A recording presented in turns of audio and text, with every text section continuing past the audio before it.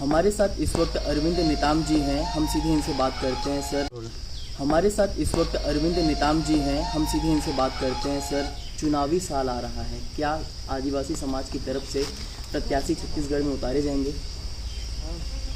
सर्व आदिवासी समाज ने करीब करीब एक सैद्धांतिक फैसला किया है और उसके पीछे कारण है कि करीब 15 साल से जो संवैधानिक मांग हो या फिर हमारे जो अधिकार हैं, कानूनी अधिकार जो है, उसका पालन इस प्रदेश में नहीं हो रहा है, जिसके कारण 15 साल से कुछ न कुछ आंदोलन होते रहे हैं और आज भी हो रहा है। 29 को फिर इन्हें मेमोरेंडम देने वाले हैं सारे जिले में।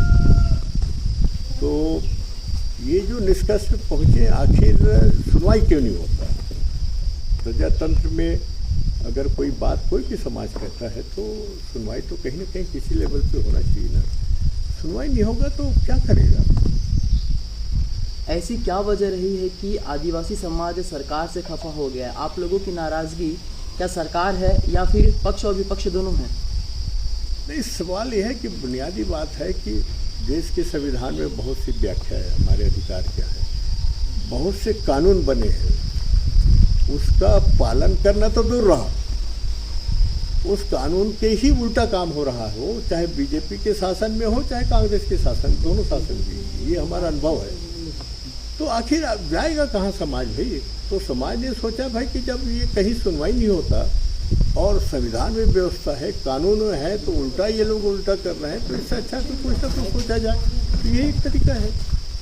सिलगेर आंदोलन को महज 2 साल पूरे हो गए हैं और ऐसा देखा जा रहा है कि जब सिलगेर का आंदोलन हुआ था तो उसके बाद से सर्व आदिवासी समाज राजनीति में एक्टिव होना शुरू हो गया था। क्या सिलगेर में न्याय नहीं मिल रहा है तो उस वजह से सर्व आदिवासी समाज अपने प्रत्याशियों को उतारने की तैयारी में है? नहीं, सिलगेर ही मामला नहीं है, यहाँ तो मामला ही मामला है ना। यानी आपको ये बताऊँ, छत्तीसगढ़ राज्य बनने के बाद जितने भी खदान का लाइसेंस दिया गया है, किसी सरकार ने दिया हुआ, आज तो कितना 22 साल हो गया ना, 15 साल तो बीजेपी की सरकार रही ना, कांग्रेस की सरकार में भी जितने भी खदान को लाइसेंस दिया गया है, किसी में ग्राम सभा की अनुमति नहीं है, ये जबकि वो मैंडेटरी है। सरकार में जो पेशा कानून के तहत आपको ग्राम सभा की सहमति जरूरी है, एक का भी सहमति नहीं है। और आप सिलगेर कह रहे हैं, हमारी जो आंदोलन है, जो आदिवासी समाज हसदेव कोल ब्लॉक में जो हो रहा है, वो तो इस प्रदेश के लिए उदाहरण है। कितने साल से, अरे 3-4 साल से लगातार कर रहे हैं, काटे जा रहे हैं, जंगल काटे जा रहे हैं, और कोल ब्लॉक को केंद्र सरकार, राज्य सरकार दोनों मिल करके बुलडोज करने की कोशिश कर रहे हैं। तो ये क्या है भाई? या तो फिर सारे कानून को ख़त्म कर दो जो आदिवासियों के लिए बना है। हम नहीं बोलेंगे, उसमें क्या दिक्कत है?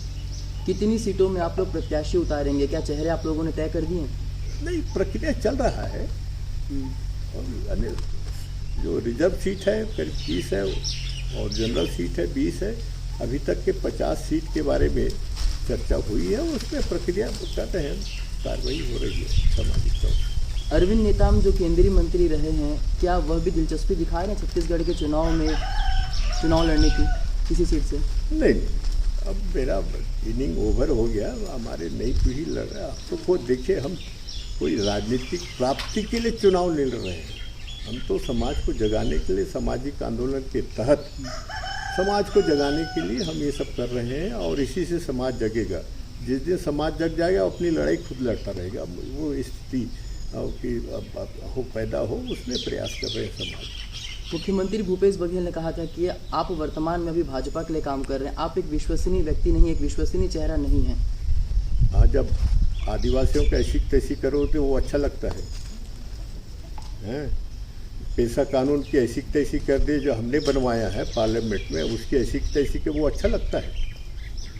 और सिलगेर में मुआवजा नहीं दे सके, आपके जो जांच का है 5 महीने हम देंगे कहे, वहाँ को जांच का अता पता नहीं है, और यूपी में जाके 50 लाख मुआवजा दे के आते हो। अब यहाँ एक पैसा मुआवजा की बात नहीं करते।